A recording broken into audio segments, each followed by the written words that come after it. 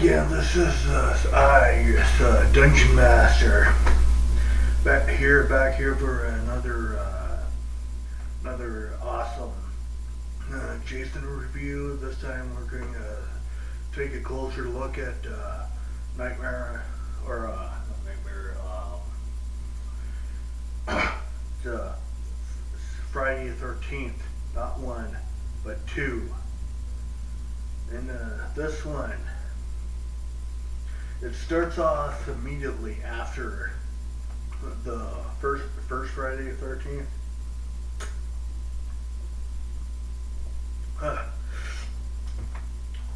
No, it's not blood. Well, anywho, part two goes closely after part one, and I think this is kind of cool how they did this to bridge the gap. Like so at the end of part one, you got the two women on the beach, like fighting. One of them gets their head chopped off, played by Betsy Palmer, which is an awesome actor. And she did come back. I think she did come back for like a few shots of this for the second one, for the dream sequence, that the one and only survivor of Crystal Lake. I forgot who she's. I think she was played by Amy Steele or something like that. No. Well, I forgot who played the first one, but in this one, the original survivor of the Crystal Lake, as I'll say, she kind of actually gets killed within the movie. Like I think about like 5 minutes in or something like that, or 8 minutes. She like ends up like well, first of all, she ends up waking up from this nightmare that she had from the previous night or day, or however long it's been between the instant and like when she was like on her little vacation. Well, she probably ends up being in like a retreat, like a cabin retreat. She like to clear her mind, clear her thoughts and everything. And all of a sudden, when she wakes up from her dream or nightmare or whatever, then she starts like getting all weirded out again after this phone call from her parents. Then, like almost all horror movies in the 80s, like there's like always like one person in the house getting all weirded out. They take showers, then they remove the curtain, they get out, then they get whacked. Well, at this time, I think she got pretty much screwed in the head with the help of yours truly. I won't say yours truly. What would be another word for it? Well, anywho, she gets whacked by Jason Voorhees. And Jason Voorhees is in this movie, but unfortunately, he doesn't have the hockey mask, or doesn't have like the traditional jumpsuit that we all like recognize him in. He doesn't even have the machete yet. And like after that, then it pans like to these guys that are like trying to find this place to get their car towed and all that stuff, and like they end up going, I think probably to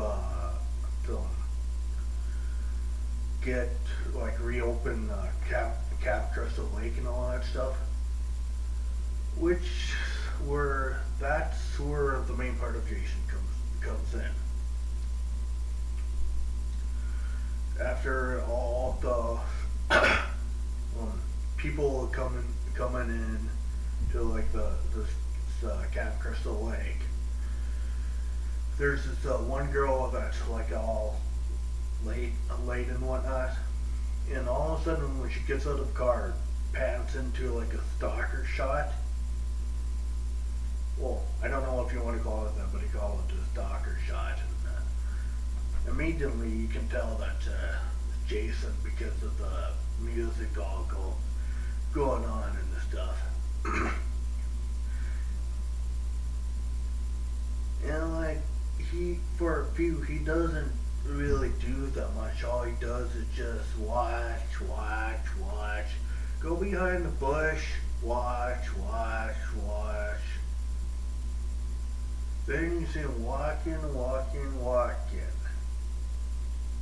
Not much action.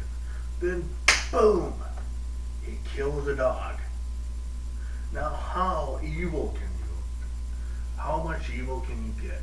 You kill a poor, defenseless puppy, if you will. Just goes up to her feet, wants to know what's going on. The camera pans down. Then all of a sudden it shows some guy cooking hot dogs on the grill. Like, that's kind of funny. I think that there's like some dark humor going on there.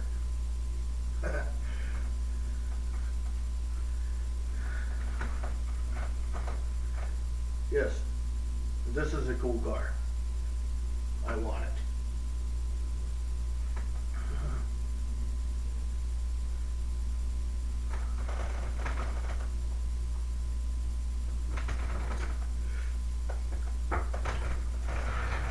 And then, after I said the doggy incident, then after that, things start picking up a little bit. Just going on different pace. And like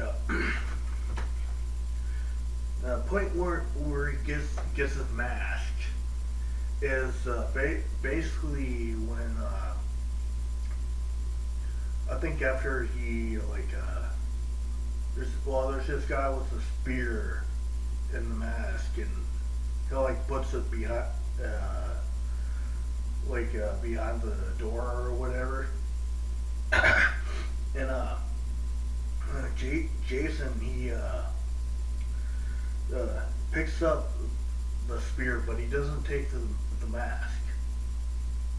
And I'm thinking, well, maybe the dead people still have the right of being picky of what kind of stuff they wear. Well, anywho, he goes upstairs, and this part I particularly like because it shows the raw, savage power of it. There's this two counselors, well, I just say, do unto do, and stuff like that. Well, all of a sudden, the girl looks up and sees him standing there with a spear, and like with one swift shot like that, the spear literally goes right through the two bodies and right down to the floor. Now that's evil raw power. And then another thing, as far as the special effects goes in the movie, especially in like 80s, 70s, on back, you don't really see like the blood spewing from the mouth. And nowadays, you get shot. You see a movie, get shot in the foot, you spew blood from the mouth. Get shot in the leg, you spew blood from the mouth. I for one don't like that. Because, okay, for example, there's a, remember the old guy in the beginning of the first part of the movie that like tries to warn the kids. Then he's back in the second movie and is still trying to warn the kids. Well, he gets strangled to death. Now in the modern day movie, when somebody gets like even gets strangled to death, blood starts spewing from their mouth. And why is that? To me, I don't really all care for that. That's why I much prefer watching movies of old, like early 90s, 80s, 70s, on back. And yes, I do watch some black and white movies. Call me an idiot, call me what you will, but I do watch black and white movies. Once in a while. Not all the time. Just once in a while. Well, anywho, get back to the it's all special effects, how the movie was and all that stuff. Well, soon after he dons his there's this one part in the movie where he just laid down like in bed where he just like killed somebody. And his first mask, his mask of choice, I don't know why I do not know why they did this. Somebody please tell me what the directors were thinking when they thought of this, but his mask of choice wasn't even the mask at all. It was just a damn pillowcase with the eye hole cut out and like some like rope to tie it around his neck to keep it on. Well, that's not entirely original because like even like way back when I was watching my first horror movie I ever watched was a black and white silent movie. I forgot the name of it, but the thing of the movie, this guy, he was like so ugly or whatever, and he like hid in like a bunch of places out of sight. And at the end of that movie, there was like people with pitchforks and all that stuff. And like you finally get to see him with like a bag over his head and an eye hole cut out. So when I saw that part, Jason put on the pillowcase and stuff, I thought of that movie. And I really would like to see what that movie was called. I wonder, maybe can probably find it on Netflix or something like that. Well,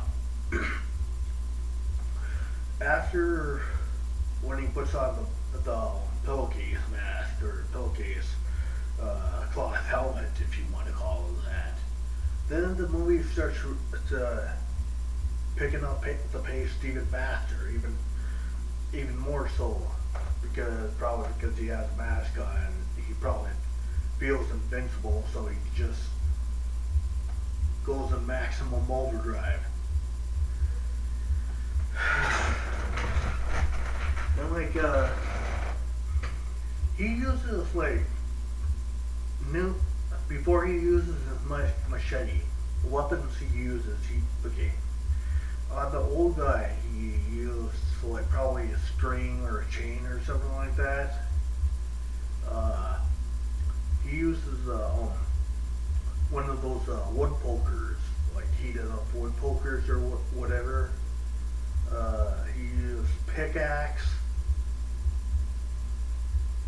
which I thought was kind of interesting. A pickaxe. Then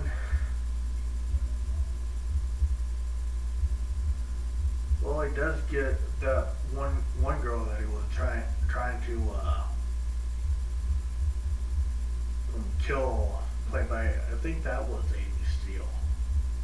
You're gonna have to look back at the credits again. Well, she uses a chainsaw against him, and he's trying to like all fend it off and stuff. He didn't have anything to fend off with. So I think he gets like his arm cut or something. Then he goes down for a count. Then she runs like a good little girl. Oh, he does use the pitchfork after that scene, because I do remember she runs to this car. Then he attacks her again with a pitchfork through her roof. And she's like, oh, but she doesn't use the door that she can't enter the car from. She uses the door, the side that Jason's on. Now, if it was me, I probably would have used the same door that I got in the car with. I want to go towards the killer. I would get away from the killer. Because if you go towards the killer, all you have to do is just grab you and just stabby. Like, just makes it all easy, the more easier for the killer.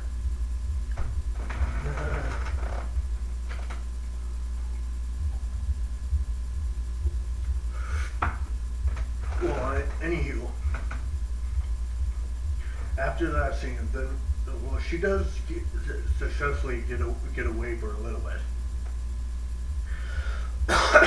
And I think after that, she runs into like I'll call it the Jason's party shack or something like that, or some kind of shack in the woods.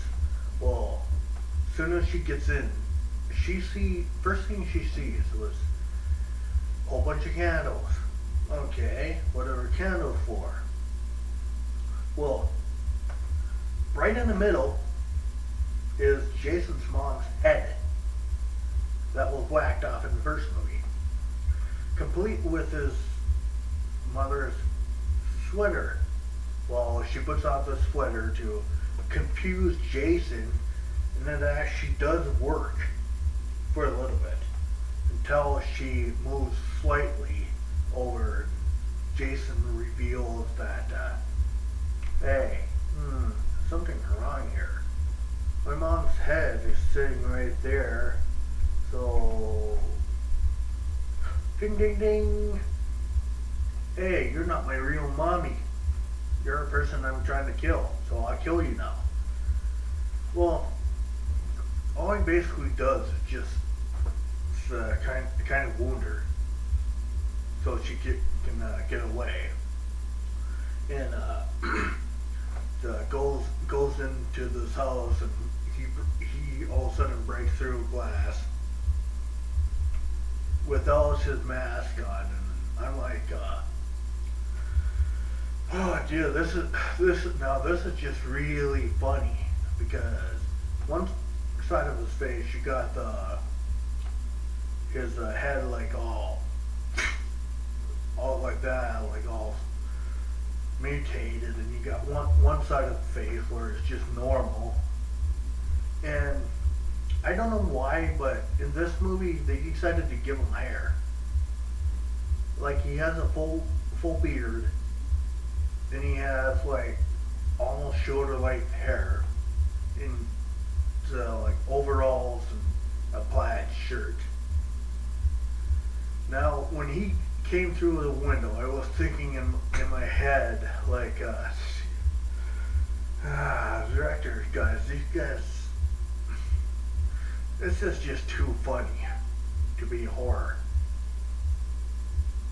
You know, like, in my head, I was making fun of it. Like, as soon as it busted through a window, I was like, I'm the redneck mutated freak. ancestry. I'm going to kill you. Stuff like that. And I'm like, dude, it's just too funny. And on the special features of it, I kind of actually like the special features because it still has like all the reunion stuff in there, and it has if you go down on like the lost tapes of Camp Blood and stuff. To me, they should have like had more thought in there because of, well, for one, they use modern day vehicles, and two, it wasn't even Jason that was the killer in Lost Tapes of Camp Blood or whatever. So, the Lost Tapes of Camp Blood, I'm thinking they should have used like the time period correct, like 1980s cars and whatnot in it, in that little short film. Well, this video been taking a little too long, but so I'll just leave you with this. For the rating wise of this movie, I give it, honestly, I give it about a 4. Because it was kind of, for me it was kind of slow paced. So I give it around a 4. And as for the features, all the special features are good. I like it, except for that lost tape. I think it was lost tape.